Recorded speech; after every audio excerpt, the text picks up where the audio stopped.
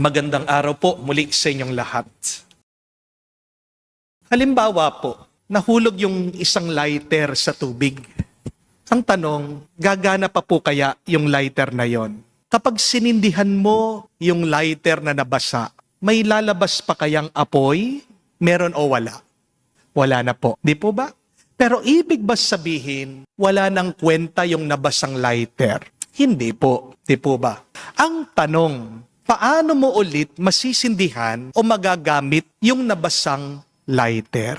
Ano ang gagawin natin para magkaroon muli ng silbi yung nabasang lighter para siya ay makapagpalabas muli ng apoy, ng liwanag? Simple lang po. Kumuha ka ng maayos na lighter o posporo, sindihan mo yon at itapat mo habang sinisindihan mo yung nabasang lighter. Di po ba? Ano po ang mangyayari? Yung apoy nung nakasinding lighter o ng posporo, maipapasa mo doon sa nabasa. Amen? Yung apoy na meron, bubuhayin yung wala. Pakaisipin niyo po yan, mga kapatid. Dahil yan ang dahilan kung bakit kailangan natin ang liwanag ng Diyos sa ating buhay. Amen? May liwanag na binibigay ang Diyos sa bawat isa sa atin. May kaluluwa ka na nagpapagalaw sa iyong katawan. Amen? Pinapalakas ka ng apoy ng iyong pananampalataya. At pinasisigla ka din ng iyong pag-asa sa Diyos.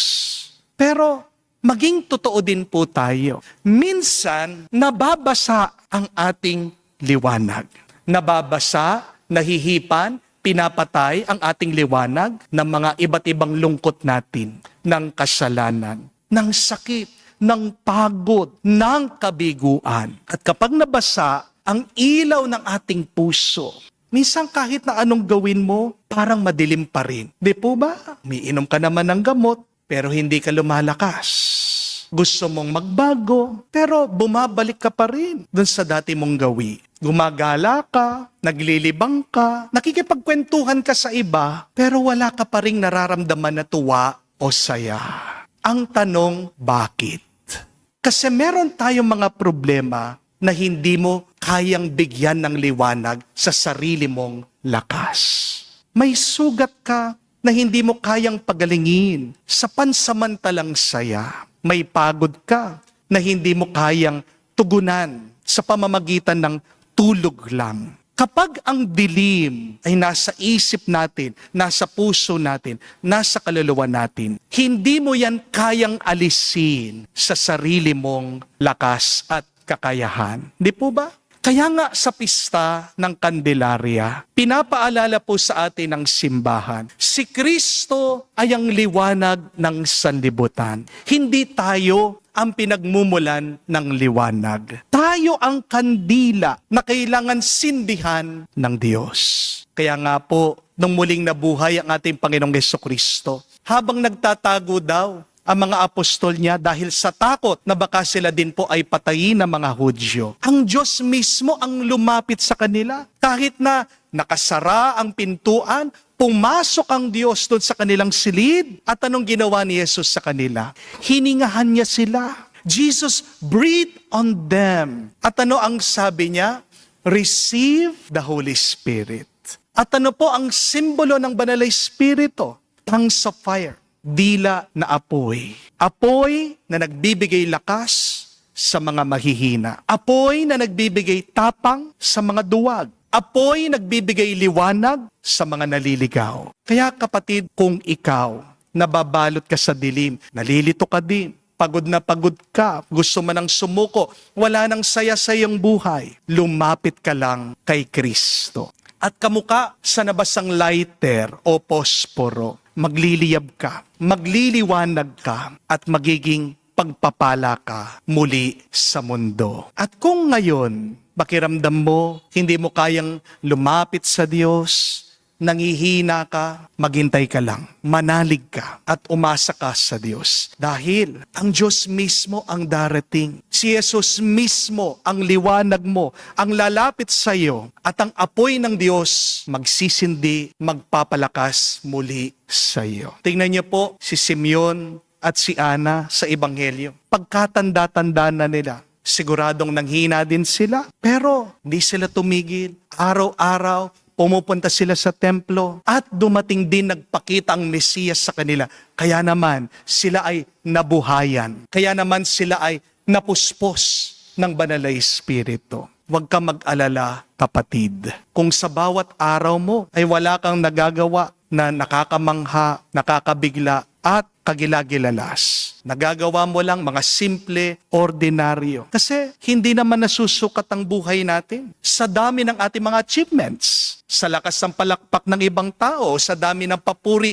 na natatanggap natin sa iba. Dahil kung ang nagagawa mo lang ngayon ay yung makapag-survive ka lang, ay yung mabuhay ka lang, ay yung magpatuloy ka lang, ay yung malampasan mo lang yung maghapon, kapatid, biyaya na yan. Higit na yan sa sapat. Tanggapin natin ang katotohanan. Di po ba? Hindi naman araw-araw tayo ay 100%.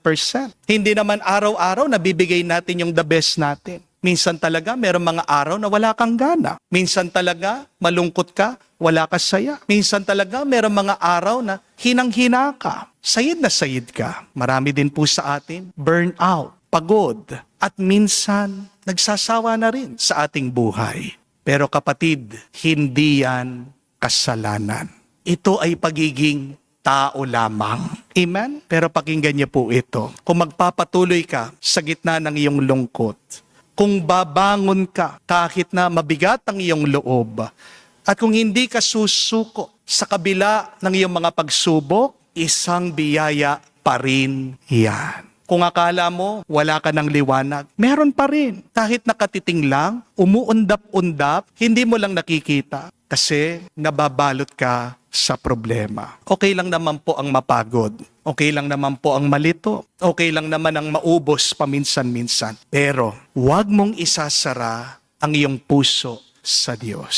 Dahil maaari kang mapagod ngayon, pero hindi mapapagod ang Diyos. Amen? Maaaring manghina ang iyong apoy, pero ang apoy niya mananatiling magpapalakas sa iyong pag-asa. It's okay to get tired. It's okay to get confused. It's okay to be burned out. But never ever keep Jesus out from your life. Because only Jesus can ignite the fire in your heart. Meron pong isang kwento tungkol po sa isang magulang. Galit na sa loob po ng hospital dahil 2 oras na po late yung doktor na gagawa po sa operasyon ng kanyang anak.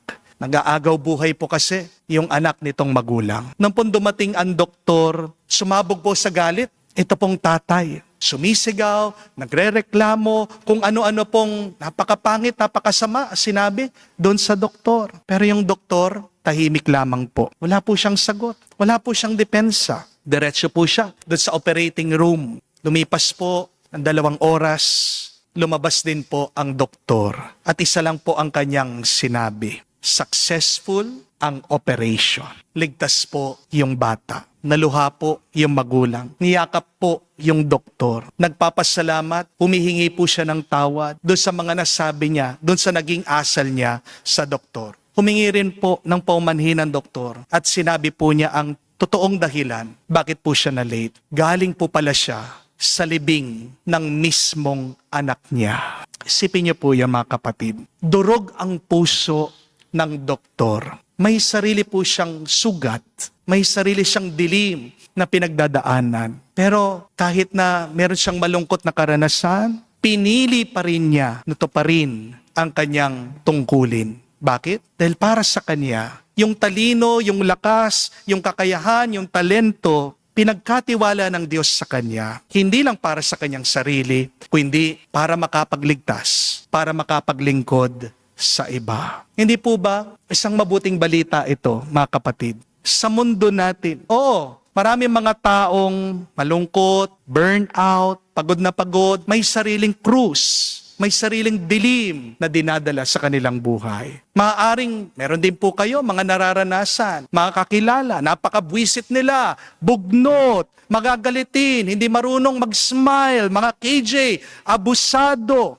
Pero sa kabila ng mga taong may masasamang ugali, meron pa rin po mga tao pinipili nilang magmahal. Meron pa rin po mga tao pinipili nilang maglingkod. Meron pa rin po mga tao pinipili nilang magbigay. Meron pong mga sales lady na masipag tumutulong sa mga customer nila kahit na hindi nyo po alam, masakit na ang paa nila maghapon, nakatayo sila. Meron din po mga pulis, mga gwardya na kahit na gutom po sila, kumakalam ang kanilang sikmura, tumutulong pa rin po sila sa traffic kahit na maliit ang kanilang sweldo. Meron din po mga waiter na kahit na pagod na rin po sa pagsaserve, nakangiti pa rin. Meron din po mga teacher, kahit na nangungonsumisyon, nagagalit na, nagsasawa na sila sa kakulitan ng kanilang mga estudyante, patuloy pa rin po sa pagtuturo sa kanila. Meron din po mga magulang na kahit na stress sa trabaho, kapag umuwi, handang makipaglaro, makipagkwentuhan sa kanilang mga anak. Mga kapatid, may mga tao na para mga kandilang basang-basa na halos hindi mo na masindihan, pero pilit pa rin nilang nagbibigay ng ilaw, ng liwanag para sa iba. Hindi lahat ng bayani ay masaya. Hindi lahat ng mga tumutulong buo. At hindi lahat na nagbibigay ng liwanag ay walang pinagdadaanang mabigat. Minsan, ang pinakamatingkad na ilaw ay nanggagaling sa pusong sugatan, pero patuloy pa rin nagtitiwala sa Diyos. Kaya kung ikaw ay pagod, kung ikaw ay nasasaktan, kung pakiramdam mo wala ka na maibigay, okay lang yan, ayos lang yan. Pero alalahanin mo ito, kapatid, hindi dahil ganyan ang iyong nararamdaman, wala ka ng silbi. Hindi dahil ikaw ay sugatan na wala ka ng halaga sa Diyos. Minsan ginagamit ng Diyos ang sugat mo para maging liwanag din ng mundo, para maging pagpapala ka sa buhay ng ibang tao. Mga kapatid, maraming tao mukhang malakas, pero pagod na pagod din sila. Maraming mga tao tahimik, pero meron silang mabigat na pinagdadaanan. Sa kapistahan po ng Candelaria, tandaan po natin ito, hindi lang tayo tinatawag na sindihan tayo ni Kristo. Tinatawag din tayo na maging liwanag sa buhay ng iba. Kaya kung may apoy ka pa, ipasa mo naman. Kung may liwanag ka pa, huwag mong itago, ibahagi mo sa iba. Dahil minsan, ikaw ang kandilang nakasindi na hinihintay ng ibang tao sa dilim. Kaya sa banal na misang pong ito, tayo magdasal. Una, purihin natin, pasalamatan ng Diyos. Dahil sa kanyang liwanag, maaasahan natin na tayo ay bibigyan niya muli ng panibagong lakas at pag-asa. At hilingin natin sa Diyos, palablabin ang ating mga puso pag tayo nanghihina na para mas gumanda pa ang ating mundo, para tayo ay maging pagpapala ng Diyos para sa ating mga kapwa, para sa ating mga kapatid, para sa mga nahihirapan, ngayon at magpakailanman. Ang mga nabasbasampong kandila sa araw ng Candelaria ay madalas ginagamit po sa mga panahon ng sakuna at delubyo. Kapag lumilindol, kapag may bagyo, pag malakas ang hangin, kapag kumikidlat, ano man po ang problema natin, ano man po ang panganib sa ating buhay, sindihan niyo po ang mga kandila na nabasbasan sa araw na ito para ipaalala sa atin ang liwanag natin at ang lakas ay nanggagaling kay Kristo. Sabi nga sa pangalawang pagbasa, si Kristo ay naging tao hindi para sa mga anghel, kundi para sa ating mga taong mahal na mahal ng Diyos Ama. Siya ang liwanag ng ating buhay para maging gabay natin sa pag-uwi natin sa kaharian ng Diyos. Kaya po, huwag niyo pong sasayangin ang mga kandilang yan. Gamitin niyo po, lalong-lalo na pag kayo ay nadidepress, nalulungkot, o naliligaw sa buhay. May dalawa pong klaseng tao sa mundo. Yung mga nagbibigay ng liwanag, at yung pangalawa, yung mga pumapatay ng liwanag. Which one are you? Are you a light giver? Or are you a light killer? Nang ginagawa niyo sa pamagitan ng iyong buhay? Kayo ba ay nagpapasigla? O pumapatay kayo ng sigla? Kayo nagbibigay ng kadiliman sa ibang tao? Kahit na gaano kabigat kahirap ang buhay, may liwanag ka pa rin. Dahil merong kang kaluluwa, lalong-lalo na pag merong kang pananampalataya at pag-asa, at ang ating mabuting balita, ang ating Panginoong Jesucristo sa pamagitan ng Kanyang Banal na Espiritu na nagliliwanag sa ating mga isip, puso at kaluluwa. Kahit na gaano kadilim ang buhay mo, kung ikaw ay lalapit sa Diyos, palalablabin niya, sisindihan niya muli ang liwanag ng Espiritu sa iyo. Kung hindi mo kaya na lumapit sa Kanya, manatili ka dyan, maghintay ka, umasa ka, ang Diyos ang lalapit sa iyo. Kaya mahalaga, mag-survive ka sa maghapon. Pilitin mo na magpatuloy. Yung malampasan mo lang yung maghapon kahit na pagod ka, ang dami mong inaalala. Pag natapos mo maghapon, isang malaking grasya yan. Pag ikaw ay umaasa sa Diyos, nananalig sa Diyos, ikaw ay pupunuin niya ng kanyang pagpapala at biyaya. Yan na pong assignment ko sa inyo ngayong araw para masindihan muli ang sigla, ang lakas, ang saya sa ating mga puso. Smile. Ngumiti po kayo. Dahil ano po ang ngiti? Yan po ay ang nagbibigay ng liwanag sa ating mga muka. Libreng makeup po ang ngiti. Remember that.